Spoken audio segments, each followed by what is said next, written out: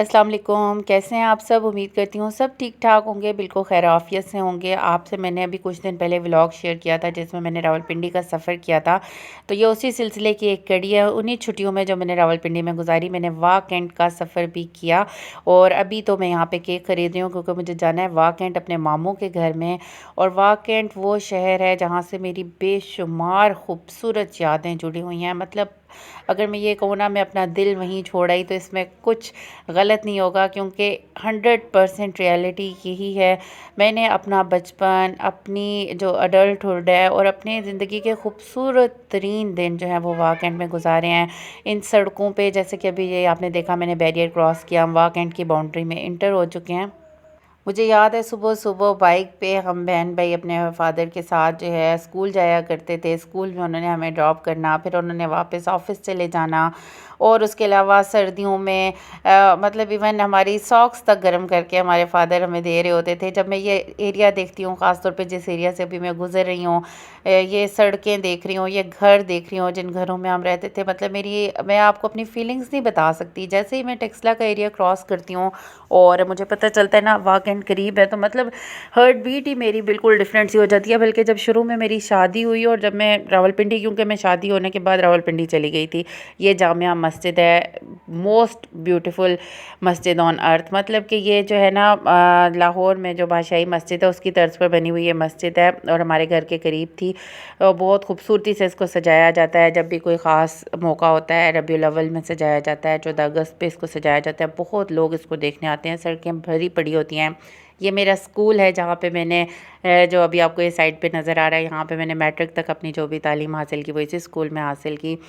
मतलब इतनी खूबसूरत यादें, इतनी खूबसूरत यादें हर चीज़ से। ये असला मार्केट है, यहाँ पे मैंने बहुत आती थी, बहुत आती थी। यहाँ पे हम लोग ने जो भी कोई छोटी मोटी अपनी चीज़ ज़रूरत की लेनी होती थी उसके लिए हम यहाँ पे आ जाते थे। यहाँ की आइसक्रीम, कोन आइसक्रीम बहुत फेमस है। पूरा पाकिस्तान घूम लिया लेकिन जो कोन आइसक्रीम मैंने यहाँ से खाई है ना, वो टेस्ट मुझे कभी कहीं नहीं मिला। और इस दफ़ा मैं पक्का प्लान करके आई थी कि अगर मैं यहाँ पे रुकी 1 दिन या 2 दिन तो मैंने आइसक्रीम ज़रूर खानी है। और फिर वो मैंने खाई भी थी, जो कि आगे व्लॉग में आपको नज़र भी आएगा। इतना खूबसूरत शहर है। और फिर यहाँ करीब ही मेरे मामू का घर है, तो हम वहाँ मामू के घर चले गए। और फिर मेरी मुमानी यहाँ पे खाना बना रही हैं। मेरी मुमानी, मेरे मामू, उनके बच्चे माशाल्लाह बहुत ही मिलनसार और बहुत ही प्यारे बच्चे हैं। और बहुत खुश हुए वो भी और मेरे बच्चे भी बहुत खुश हुए। और तकरीबन 5 साल बाद या 4 साल बाद मैं वाकई गई। पता नहीं क्यों, ड्यू टू सम रीज़न्स में नहीं जा सकी। हालांकि मैं आती रही 10-15 दिन के लिए, लेकिन हमेशा कुछ ना कुछ ऐसा हो जाता था कि मैं वहाँ नहीं जा सकती थी चाहते हुए भी। बस ऐसा ही होता है ना, जहाँ का रिस्क नहीं लिखा होता, कदम नहीं लिखे होते, तो आप नहीं पहुँच पाते। तो फाइनली इस दफ़ा मैं अपनी अम्मी के साथ जो है वाह कैंट में गई अपनी यादें पुरानी ताज़ा करने के लिए। और भी बहुत सारी बातें हैं, मैं आपको अपनी शादी मेरी कैसे हुई वो भी आगे चल के इसी स्टोरी में बताऊंगी। बल्कि ये जो मेरी मुमानी इस वक्त खाना पका रही हैं, इनका बहुत बड़ा रोल है मेरी शादी में। इनफैक्ट इन्हीं के रेफरेंस से मेरा रिश्ता आया था और फिर मेरी शादी भी हुई थी। अच्छा, मैं बात कर रही थी कि जब मेरी शादी हुई और मैं यहाँ पे आती थी और दरमियान में फिर मस्जिद आ गई, मैं उसके बारे में आपको बताने लग गई। तो वो ऐसा सीन था कि उस वक्त मेरे पेरेंट्स जो है वो वाकंड में ही रहते थे और मैं रावलपिंडी में रहती थी। शादी करके वहाँ गई थी। तो जैसे ही मैंने वाकंड आना, मतलब मेरी खुशी की जो इंतहा होती थी ना, आप सोच नहीं सकते। एक तो ये खुशी के पेरेंट्स से मिलने के लिए जा रही हूँ, और दूसरी मतलब बस टेक्सला क्रॉस करने की देर होती थी और मैं पता नहीं किस किस की और ये फीलिंग्स होती हैं। ऐसे मुझे लगता था कि बस जैसे किसी मैं अपने शहर में आ गई हूँ। मतलब रावलपिंडी को मैं ऑन ही नहीं कर पा रही थी। लेकिन उसके बाद ये हुआ कि ड्यू टू सम रीज़न्स मेरे पेरेंट्स को भी शिफ्ट होना पड़ा और वो भी रावलपिंडी में ही शिफ्ट हो गए, क्योंकि मतलब हमारा गांव जो है वो रावलपिंडी से करीब है। हमारे मोस्ट ऑफ द रिश्तेदार जो हैं, रिलेटिव्स हैं, वो सारे रहते हैं इधर ही पिंडी साइड पे रहते हैं। गांव में जाना आना पड़ता है खुशी गम में शिरकत के लिए, और भी बहुत सारी वजूहत की वजह से पेरेंट्स को शिफ्ट होना पड़ गया रावलपिंडी में। लेकिन यकीन करें कि मुझे मेरा बस नहीं चलता कि मैं वाकंड में ही अपना घर बना लूँ और वहीं पे रहूँ। मुझे बहुत पसंद है अपना शहर। मतलब वो वक्त, वो खूबसूरत तरीन लम्हात मैं नहीं भूल सकती। अच्छा, चूँकि मैं वाकंड की बातें कर रही हूँ तो मुझे बहुत ज़्यादा बातें याद आ रही हैं। तकरीबन मेरी जो छोटी बहन है मुझसे वो 10 साल छोटी है। तो 10 साल तक जो है ना मैंने खूब प्रोटोकॉल लिया, इकलौती बहन होने वाला। और ख़ास तौर पे अब्बू ने, मतलब जिस चीज़ पे मैंने हाथ रखना वही चीज़ अब्बू ने मुझे दिला देनी होती थी। और चाहे वो कपड़े हों, जूते हों, कोई भी और चीज़ हो, मतलब जिस चीज़ का मैंने कहना था उन्होंने यही कोशिश करनी कि मेरी बेटी ने कही है तो मैं इसको दिला दूँ।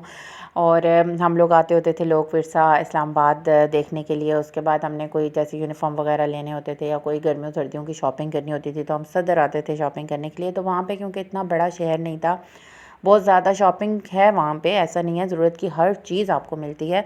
लेकिन ये जो बहुत बड़े शहरों में रहने वाले लोगों को आदत होती है ना कि जैसे कराची, लाहौर, इस्लामाबाद से उठ के आप वहाँ पे जाएँ तो वहाँ पे इस तरह शॉपिंग प्लेसेस या रेस्टोरेंट्स या होटल्स वगैरह आपको नहीं मिलते, या इस तरह के बहुत बड़े बड़े मेगा इवेंट्स वहाँ पे नहीं होते। अब का पता नहीं है, लेकिन उस वक्त ऐसे ही था।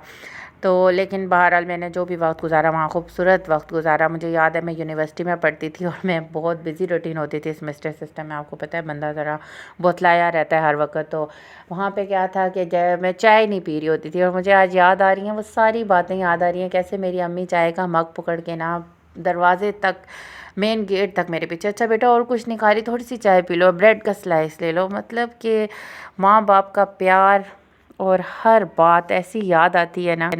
और ये जो बातें हैं ना, मुझे लगता है सारी आपको उस वक्त याद आती हैं जब आपकी शादी हो जाती है, आप अगले घर चले जाते हो, वहाँ जाके आपको अपने माँ बाप का प्यार, उनका खलूस, उनकी मोहब्बत, फिर जब आपके बच्चे हो जाते हैं तो मतलब हमारे बचपन में हमारे माँ बाप हमें कैसे ट्रीट करते थे, कैसे टफ़ टाइम से वो गुजरे होंगे, ये सब बातें आपको बहुत बाद में रियलाइज़ होती हैं आफ्टर योर मैरिज। और अच्छा, अभी मैं आपको अपनी शादी का बता रही थी कि मेरी शादी कैसे हुई और मेरी ममानी का इसमें क्या रोल है। हुआ कुछ यूँ था, मेरी सास आज तक अक्सर कभी ये कहती होती हैं कि तुम्हारा रिश्ता हमने जंगल में बैठ के तय किया था। तो वो जंगल में बैठ के मेरा रिश्ता कैसे तय हुआ था वो मैं आपको बताती हूँ। अच्छा जी, तो मेरी जो सास अम्मी हैं वो टीचिंग करती थी, अभी वो रिटायर हो गई। और मेरी जो ममानी जान है ये भी टीचिंग करती हैं, अभी तक टीचिंग करती हैं। तो पहले ये गांव में टीचिंग करती थी, अभी यहाँ शिफ्ट हो गए तो यहाँ पे टीचिंग करती हैं। और ये 13 साल पहले की बात है। तो मेरे गांव में जो है ना पहाड़ी इलाका है, और पहले जो 13 साल पहले की जैसे मैं बात कर रही हूँ तो सड़कें इस तरीके से नहीं थी। अभी तो लिंक रोड्स बन गए हैं, घर घर तक गाड़ी चली जाती है, उस वक्त ऐसे नहीं था, बहुत चलना पड़ता था। मेरी ममानी का स्कूल इतना दूर था, जैसे ये अपने घर से पहले चलती थी तो मेन स्टॉप तक आती थी, वहाँ पे इनको तकरीबन पौना घंटा लगता था। उसके बाद वो बैठती थी, सड़क से जाती थी, रोड पे गाड़ी चलती थी, और उसके बाद फिर जब वो उतरती थी उसके बाद फिर घंटा लगता था तो उनका स्कूल आता था, इतनी दूर था। तो स्कूल से वापसी पे मेरी ममानी रास्ते में थक गई और वो बैठी थोड़ा सा रेस्ट करने के लिए, और मेरी सास का भी स्कूल ऑफ हुआ था और वो भी थोड़ी देर के लिए रेस्ट करने के लिए बैठी। तो दोनों की वहीं पे मुलाकात हुई। गांव में चूँकि रहते हैं तो जानते थे एक दूसरे को हैं ही, और थोड़ा बहुत दूर पार के हम लोग रिश्तेदार भी हैं। तो बातों बातों में पता चला कि मेरी सास ने जिक्र किया कि आपकी नंद की शादी हुई, मेरी खाला की उन्हीं दिनों में कुछ शादी हुई थी। और मेरी ममानी के पास बैग में एल्बम पड़ा हुआ था जिसमें पिक्चर्स थी मेरी खाला की शादी की। और फिर क्या था कि उन्हीं पिक्चर्स में मेरी पिक्चर्स भी थी। तो बस उन पिक्चर्स में मेरी सास ने मुझे देखा और फिर मेरी ममानी से मेरे बारे में दरियाफ़्त किया, क्या करती है, कहाँ रहती है। ममानी ने उनको बताया, और ममानी से उन्होंने अपने बेटे का ज़िक्र भी किया जो कि मेरे हस्बैंड ने उनका ज़िक्र किया। तो मेरी ममानी ने कहा कि चले मैं उसके फादर को फ़ोन करूँगी, उनसे पूछूँगी, अगर वो इंटरेस्टेड हुए तो मैं आपको बताऊँगी। बस इस तरीके से वहाँ से बात चल निकली। और फिर मेरे फादर को ममानी ने फ़ोन किया, अबू ने मुझसे पूछा, और जो कुछ भी हुआ उसके बाद फिर इन लोगों ने हमारे घर चक्कर लगाया। और क्योंकि हमारी किस्मत में रिश्ता होना लिखा था इसलिए ये रिश्ता हो गया। जोड़े तो आसमानों पे बनते हैं, देखें, इसलिए मेरी सास कहती हैं कि मेरा रिश्ता जंगल में तय हुआ था।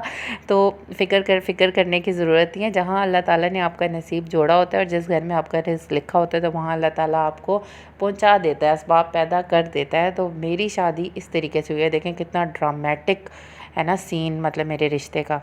अच्छा, ममानी ने जो कुछ कुकिंग की वो उनके साथ होकर मैं रिकॉर्ड कर रही थी, और वो साथ साथ आप देखते भी रहे हैं। और बहुत अच्छे अच्छे खाने बनाए मेरी ममानी ने, बहुत टेस्ट है उनके हाथ में माशाल्लाह से। और बाकी का जो फ़न था, मतलब कज़न्स के साथ चिट चैट, मामू के साथ शरारतें, और वहाँ में जो हम असला मार्केट में घूमे फिरे, पार्क में भी गई मैं बच्चों को लेके, तो वो सब भी मेरे पास वीडियोस पड़ी हैं।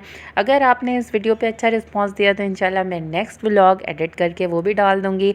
और आपसे रिक्वेस्ट ही कर सकती हूँ, बस आपसे रिक्वेस्ट है कि कोई एक दो चार बातें आपको अच्छी लग गई हों, कोई थोड़ा आपको फ़न मिल गया हो, ज़िंदगी में कोई खुशी के दो लम्हे आ गए हों, तो प्लीज़ वीडियो को लाइक कर दें, शेयर कर दें, चैनल को सब्सक्राइब करें, नोटिफिकेशन बेल को ऑन करें। और इंशाल्लाह हम ऐसे ही चिट चैट करते रहेंगे, प्यारी प्यारी सी बातें करते रहेंगे और व्लॉग्स आपके लिए बनाते रहेंगे। और मुलाकात होती है नेक्स्ट किसी बहुत प्यारे से अच्छे से व्लॉग में। अल्लाह हाफिज़।